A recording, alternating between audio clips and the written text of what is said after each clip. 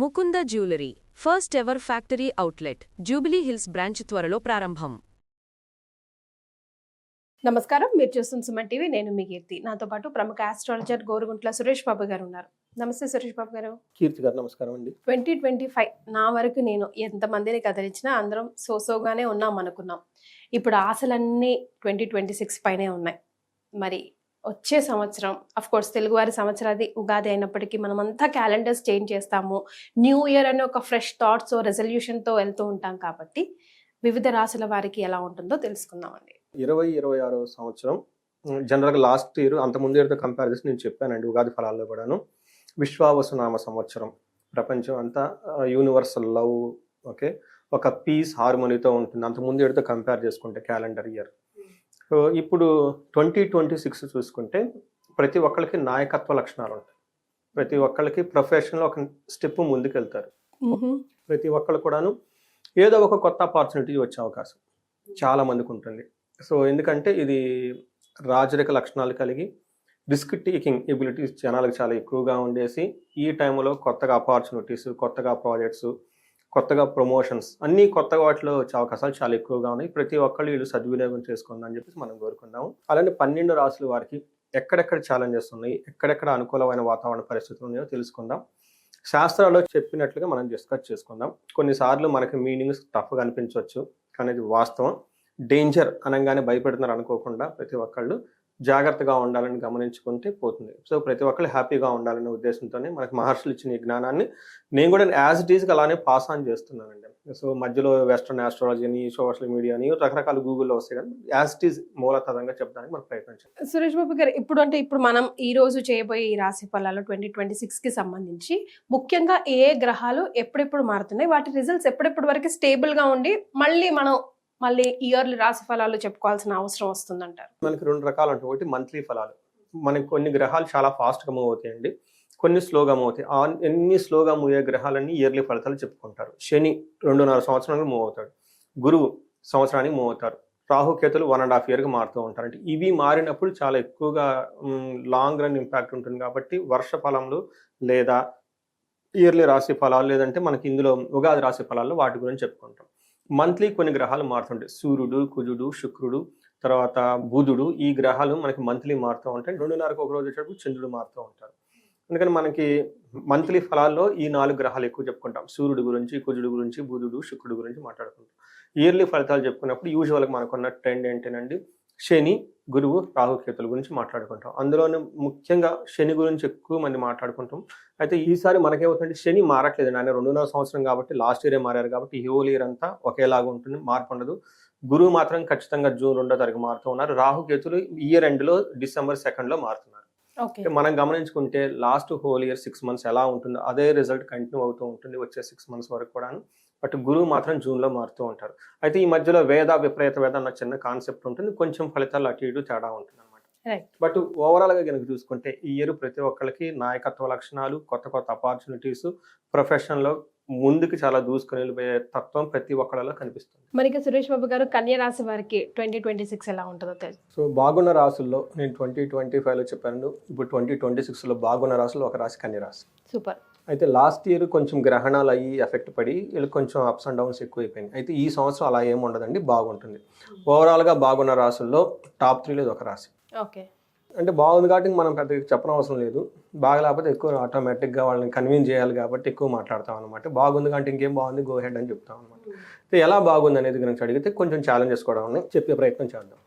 అసలు ఏ నక్షత్రాలు, ఏ లెటర్స్ వస్తాయి? కరెక్ట్. ఉత్తర 2, 3, 4 పాదాలు, హస్త 1, 2, 3, 4 పాదాలు, చిత్త 1, 2 పాదాలు అంతా మనకి కన్య రాశిలో ఉంటారండి. పేరు బలం ప్రకారం కనుక చూసుకుంటే టో, పా, పీ, పూషం, నా, టా, పే, పో అన్న లెటర్స్ అంతా ఇందులోనే ఉంటారండి. ఇందులో ఈ రాశిలో ఉన్న హస్త నక్షత్రంలో నా క్లయింట్ ఒక ఆయన యూఎస్లో రీసెంట్గా ఎలక్షన్లో గెలిచారు. వావ్, వెరీ ఇంట్రెస్టింగ్ పాయింట్ ఏంటంటే ఆయన మా ఇంటికి వచ్చారండి.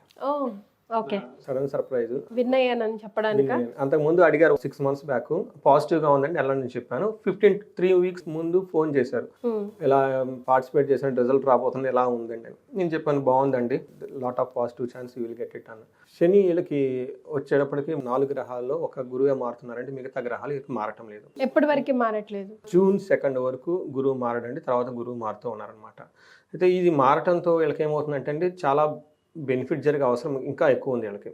ఒకటి వీళ్ళకి 6వ ఇంట్లో శని ఉండటంతో ఏమవుతుందంటేనండి 6 నుంచి 7, ఇప్పుడు 7లో ఉన్నారు కాబట్టి మార్గశక్తి అంటే వీళ్ళు ప్రయాణాలు కొంచెం ఎక్కువగా తిరిగే అవకాశం ఎక్కువ ఉంటుంది. ఈ టైంలో వీళ్ళకి జర్నీలు ట్రావెల్ చేస్తారు ఎక్కువగా, అందులో ఎక్కువగా టైర్డ్నెస్ అయిపోతూ ఉంటారు, కానీ ఉపయోగం ఉంటుంది ఫైనల్గా. తర్వాత 10వ స్థానంలో అప్పటి వరకు జూన్ వరకు వీళ్ళకి ఏమంటారు సుఖ ప్రాప్తి, ఏ పని చేసినా కలిసి వస్తుంది, లక్గా హ్యాపీగా ఉంటారు.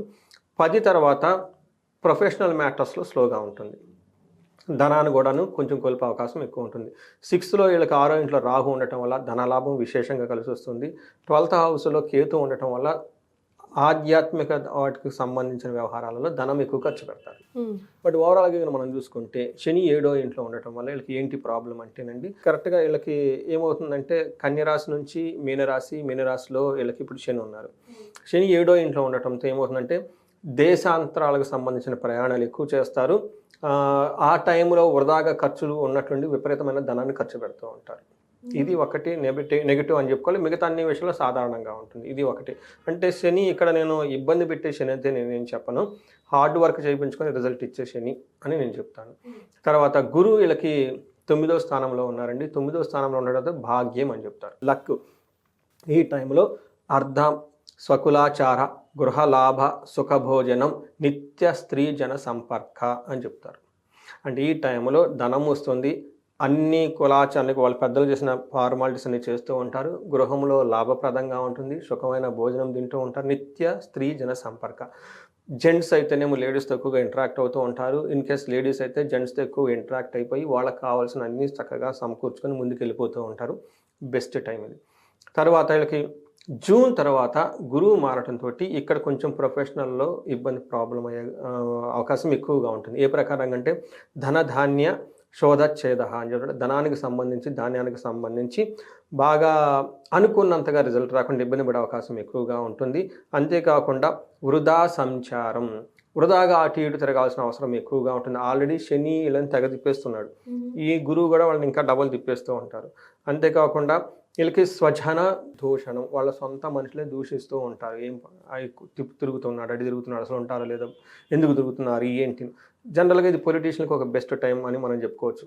ఇందాక చెప్పిన ఎగ్జాంపుల్ లాగా ఈ టైంలో వాళ్ళు పొలిటికల్గా ఎక్కువ తిరగాలి కదండి. సో ఇవన్నీ తిరిగే అవకాశం చాలా ఎక్కువగా ఉంటుంది, ఒక బెస్ట్ టైం అని చెప్పుకోవాలి. ఇంకోటి 6వ స్థానంలో రాహు ఉండటంతో ఏదో విధంగా వీళ్ళు గెలిచేస్తారు. మనకేం చేస్తుంటే ధైర్యం, బుద్ధి, తర్వాత వీర్య వృద్ధి, రిపునాశనం, సదాశుభం అని చెప్తూ ఉంటారు.